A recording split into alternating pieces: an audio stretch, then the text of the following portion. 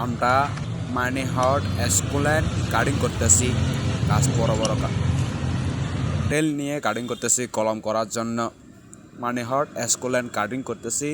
আগে পাতা cutting set করতেছি। সেট করার পর আমরা এখন কাটিং কীরকম কাটতেছি দেখো। কলমগুলো কিরা দুই পাশে মাঝখানে কাটিং করবেন।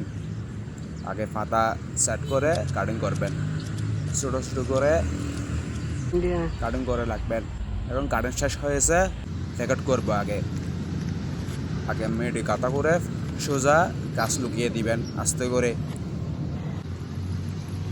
শেষ হয়েছে এবং পানি দিয়েছি। সবগুলো পানি দেওয়ার পর তিনে তিনে পানি দিতে হবে। ডেলি পানি দিয়ে সব শেষ হয়েছে পানি দেওয়া। গাছের নাম হচ্ছে এসকুলেন্ট, মানি হট এসকুলেন্ট। 10-12 দিন পর গাছ পাতা বের হয়েছে, কত সুন্দর। 10-12 দিন পরে তেল পাতা বাহির হয়েছে। ডেলি পানি দিবেন, গাছ বাড়বে, মরে যাবে না।